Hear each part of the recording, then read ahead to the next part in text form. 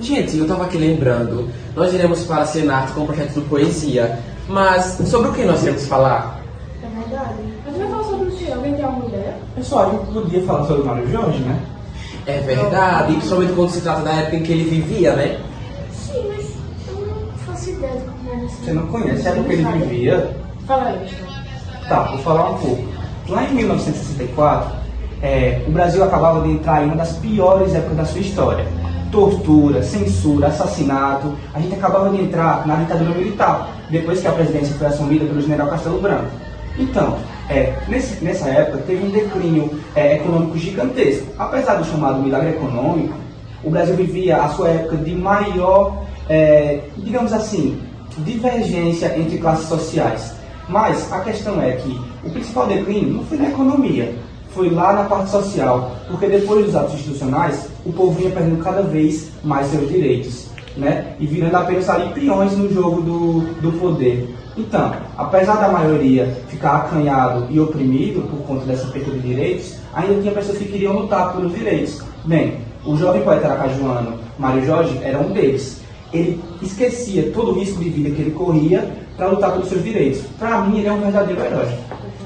Sim, mas quem era Mário Jorge? Você não conhece Ícaro? Não. Como assim você não conhece? Mário Jorge. Não, Rica, pelo amor de Deus.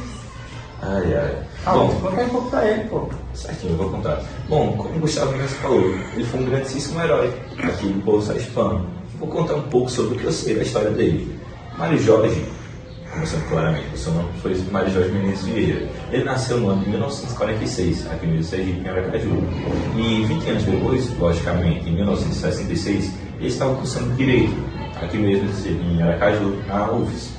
E como estava naquela época que muitos sergipanos estavam indo para São Paulo, ele começou a cursar lá Ciências Sociais. Só que ele não se identificou tanto e acabou voltando para Sergipe. Só que Sergipe estava muito imersa já na ditadura militar, como o Gustavo mesmo falou. E ele era bastante revoltado, sabe?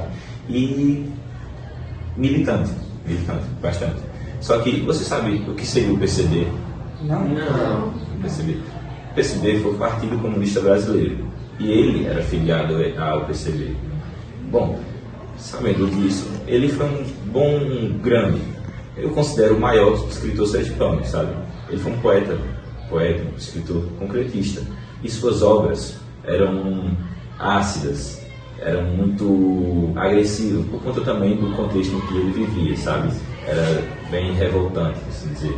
Ele, em vida, infelizmente, só conseguiu publicar uma obra, que foi A Revolução, em formato de envelope. E, bom, por ele ser uma pessoa mais revoltada, os políticos da época não gostavam muito disso, sabe?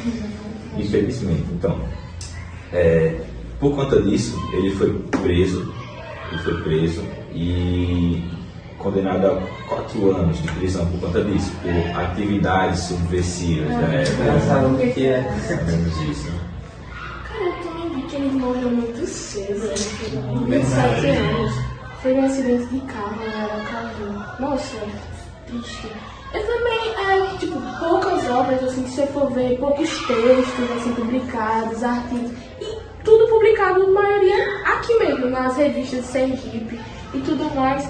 Só que eu vi que lançaram uma dele, que é A Noite que Nos Habita, em 2003, com a auxílio da Prefeitura de Aracaju. Cara, se você for parar pra pensar, essa morte dele foi um negócio que prejudicou bastante a poesia e tudo mais também.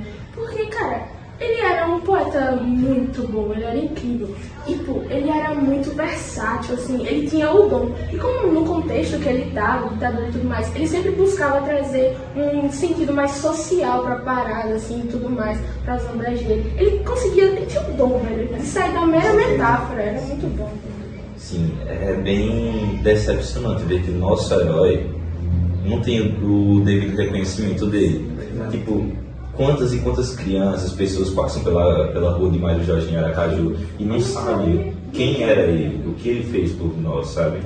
Verdade, então, nosso objetivo do nosso projeto foi levar ele para as escolas, além de levar para a Senado, né? Será que mais vai? É muito bom pra história do Sergipe a gente trazer Mário Jorge, porque ele foi maior, como o Albert já falou, o maior concretista sergipano que tem na história. Então, a gente resgatar isso, trazer tanto para as escolas de Sergipe, tanto para a Senat, isso vai dar uma visibilidade maior a eles. Além de que vai valorizar a nossa própria cultura, porque a gente tem essa mania, né? De valorizar o que é de fora, valorizar de outros lugares, mas o que está aqui do nosso lado a gente não valoriza realmente. Pessoal, eu gostei dessa parada de trazer como objetivo levar para as pessoas quem é Mário Jorge, mas como é que a gente iria fazer isso, né?